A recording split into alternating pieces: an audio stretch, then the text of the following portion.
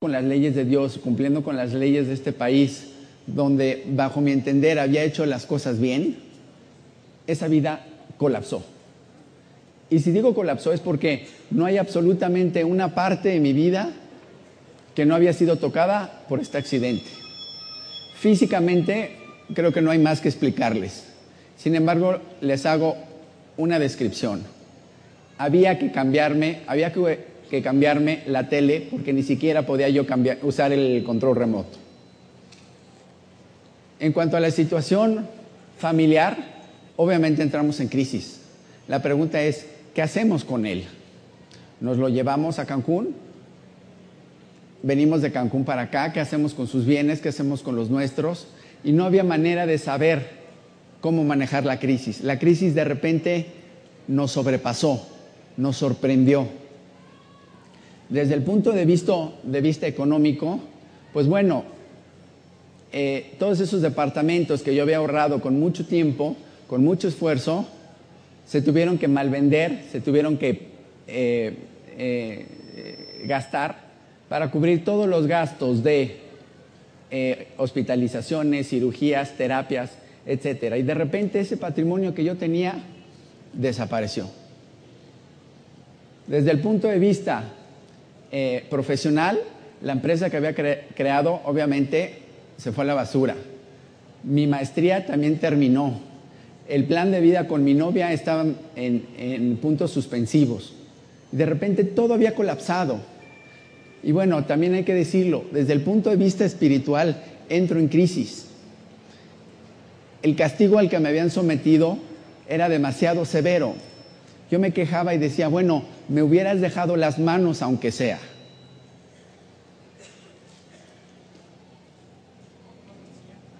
Y en esos momentos yo no tenía la visión para entender lo que significaba todo lo que yo estaba viviendo. Y finalmente, desde el punto de vista emocional, también había un descontrol muy fuerte. Es muy complicado pasar de la plenitud, del gozo, de la felicidad, a la dependencia total en un instante. Es algo muy complicado de manejar. Y entonces, la verdad es que mi historia era más fuerte que yo. Yo no sabía qué hacer. Y en esos momentos, lo mejor que parecía que podía pasar era que yo falleciera. Y entonces planeaba mi suicidio duro y dale. Yo hacía mi plan perfecto porque simplemente no sabía cómo manejar el problema. Bien, ese es el arranque de mi historia. Sin embargo, ¿qué más da mi historia? Mi historia está en el pasado. Mi historia es añeja. El único valor que puede tener mi historia es en la medida en que ustedes y yo hoy, en un ratito, reflexionemos sobre cómo es la vida y cómo vivimos y a ver si le podemos sacar provecho.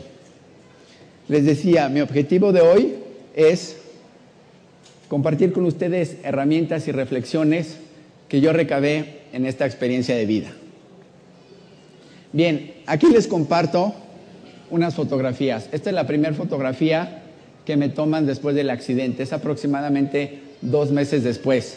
Como pueden ver, traigo el collarín, un collarín que usó 8 meses para fijar el cuello mientras soldaba el injerto de hueso y la placa de titanio.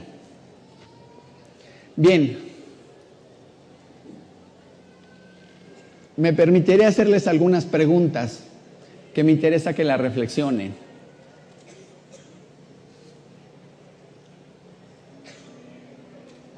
Cambiamos slide, por favor.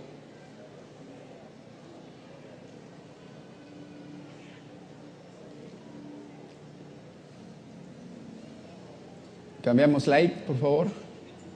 La pregunta que les quiero hacer es, ¿están ustedes listos para enfrentar un acontecimiento adverso? Si me permito hacerles la pregunta, que me queda claro que es una pregunta complicada, es por un hecho muy simple. Yo no estaba listo para vivir lo que la vida me tenía esperando.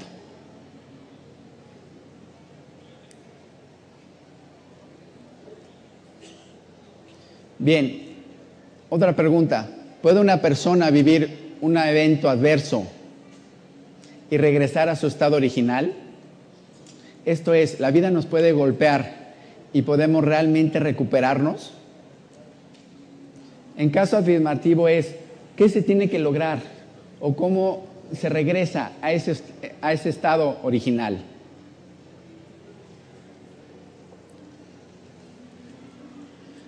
Les comparto ahorita una fotografía muy especial para mí. Por la naturaleza de mi lesión, estuve acostado totalmente horizontal porque no se podía permitir ningún movimiento del cuello. Por lo tanto, yo vi el techo durante semanas y semanas. Era todo lo que podía ver. Por la naturaleza de mi lesión, les decía, no me podían mover. Entonces, el aseo se llevaba a cabo por medio de los baños de esponja de hospital, que bueno, el nombre explica en lo que consiste. De repente llega un enfermero y me dice, hoy te toca ducha. Y entonces experimenté el fenómeno de los niños chiquitos. El primero no me metes y una vez adentro, ahora no me sacas. Y entonces, yo quería que me explicaran cómo iba a estar la logística de meterme a la regadera por primera vez en meses, pero no me explicaron nada. Me cargaron, me pusieron una silla especial para regadera, me metieron y de repente sentí un chorro de agua tibia en la cara. Si especifico en la cara, es porque en la cara es el único lugar que quedó con sensibilidad plena del accidente. Y siento ese chorro de agua y yo no les puedo describir el placer que me provocó una simple ducha. Y entonces entré en una reflexión, dije, ¿por qué nunca había encontrado tanto placer en una simple ducha? ¿Por qué hasta hoy era yo incapaz de ver la belleza en las cosas simples de la vida? Porque hay que decirlo, la vida tiene cosas hermosísimas, pero siempre llevamos una inercia hacia adelante, una inercia de logro, de trabajo, de maestría, de esfuerzo, etc. Y eso muchas veces nos impide ver las cosas bonitas que tenemos enfrente de nosotros. Y bueno, cuando estaba en plena ducha, el enfermero me dice, ¿vas para afuera? Yo le dije, no, otro ratito. Y con la misma facilidad apagó la ducha y me sacó. Y fue entonces cuando me sacaron esa fotografía, que la recuerdo con una enorme emoción, el primer baño después del accidente. Bien, ahora, les hago unas preguntas más. ¿Qué es la adversidad y cómo debe el ser humano entender la adversidad? ¿Es algo bueno? ¿Es malo? ¿Debemos de huir de la adversidad? ¿Qué opciones tiene una persona ante la desesperanza? ¿Qué pasa cuando el diagnóstico que le hacen o la situación en la que está implica un nunca más?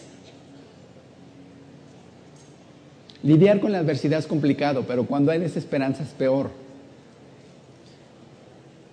¿Y qué me dicen de lo siguiente? ¿Qué hay con la incertidumbre?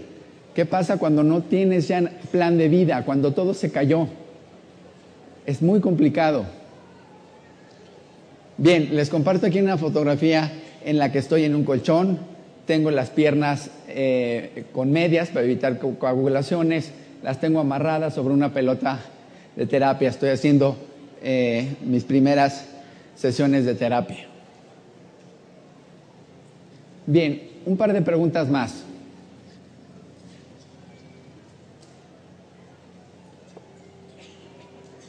Más bien, les repito una pregunta. Desde que les hice la pregunta si están listos para vivir la adversidad, ¿ya tienen una respuesta? Lo que les acabo de contar ahorita es el arranque de mi historia. Y yo les puedo decir que fue un arranque muy complicado. La vida me golpeó y yo no supe cómo reaccionar. Porque hay que entender algo básico.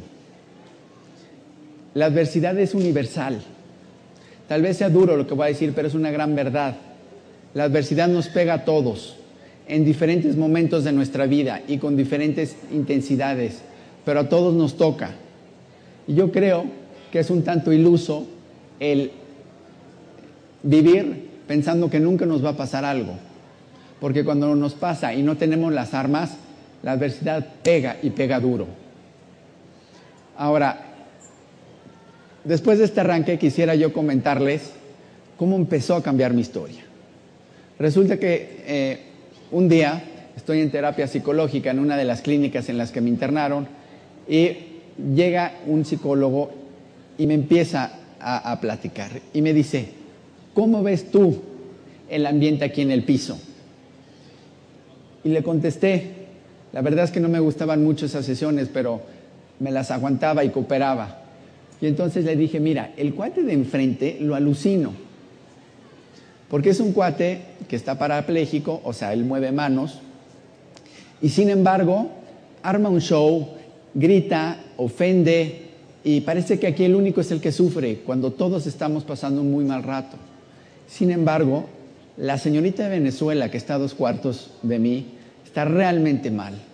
Independientemente de su cuadriplegia, había quedado muy mal. Y entonces ella te saludaba, se sabía tu nombre, te felicitaba, te echaba porras, te sonreía, y yo le decía: ella me cae bien. Y la respuesta que me dio el psicólogo fue: es el sentido que cada quien le da al dolor. Yo le dije: Doc, barajéamela más despacio. Esto es importante y esto va a trascender en mi vida. Y tal cual, esta oración trascendió en mi vida, me la cambió. El doctor me empezó a platicar de un psicoanalista de nombre Viktor Frankl, que les puede ser conocido porque Viktor Frankl es, después de Freud, lo más destacado en el mundo del psicoanálisis. Este hombre, a la edad de 33 años, es internado en un campo de concentración nazi. Él es de origen austrohúngaro y lo internan.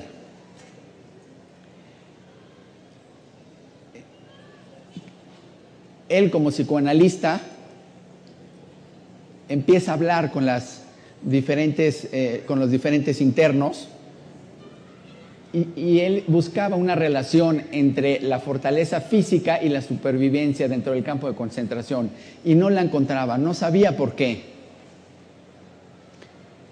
Platicando con los internos, saca una información. Les voy a contar 2 anécdotas que explican claramente lo que descubrió Frankl. La primera es: cada vez que veía a un interno, este señor le decía que cuando él saliera del campo de concentración, regresaría a Polonia a cenar sopa de cebollas con su mamá. La famosa sopa de cebollas era toda su ilusión. Este hombre aguantó el campo de concentración, salió cuando terminó la guerra, regresó a Polonia, se dio cuenta que no había tal casa, que su mamá y su hermana ya no estaban, y falleció. Pero fue capaz de aguantar todo lo que significa un campo de concentración. La otra anécdota que cuenta Frankl es la de un joven que le decía: me llegó de muy buena fuente información de que para tal fecha va a acabar la guerra y saldremos libres. Y a manera ahorita de ejemplo, hagan de cuenta que esa fecha es el 10 de noviembre. Entonces, cada vez que lo veía le decía: faltan 4 meses, faltan 3, faltan 2, falta un mes. Y el hombre se iba consumiendo. Y Frankl acaba esa anécdota de manera impresionante porque pone: mi amigo el reo tal y tal y tal falleció el 10 de noviembre, la fecha que él había pronosticado como fin de la guerra. Estas 2 anécdotas ejemplifican lo que Frankl descubrió, que tal vez es una frase muy simple, pero está llena de sabiduría, y la frase es esta: el umbral de dolor de un ser humano, o sea, su capacidad para sufrir, no tiene límites, siempre y cuando tenga una razón y un por qué vivir ese dolor. Oigan qué frase, uno puede aguantar absolutamente todo mientras tenga un porqué. A mí el mensaje me quedó claro. Yo dije, ¿cuáles son mis razones? ¿Cuáles son mis porqués? Y si yo los descubro, voy a poder librar mi experiencia de vida. Bajé el libro sobre mi pecho, me acuerdo perfectamente, y me cuestioné, ¿cuáles son mis razones? ¿Qué es lo que le da sentido a mi vida? Irónicamente, yo no tenía que preguntármelo porque mis razones y mis porqués habían estado a mi alrededor. Eran 3. Era mi hermana, mi mamá y mi novia. Eran ellas 3 quienes me habían mandado un mensaje muy claro.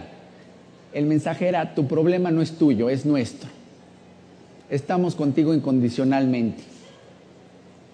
Y yo, por el deseo de revertirles todo el sufrimiento y todo lo que les causaba mi accidente, dije, soy capaz de cualquier cosa. Y así empezó a cambiar mi vida. Salí de esas depresiones, de esa desesperación, a simplemente empujar y hacer terapia y hacer más. Ahora les pregunto a ustedes,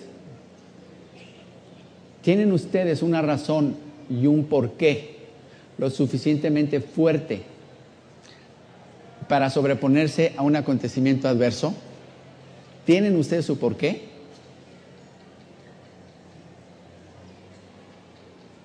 ¿Tienen ustedes un sentido superior en su vida?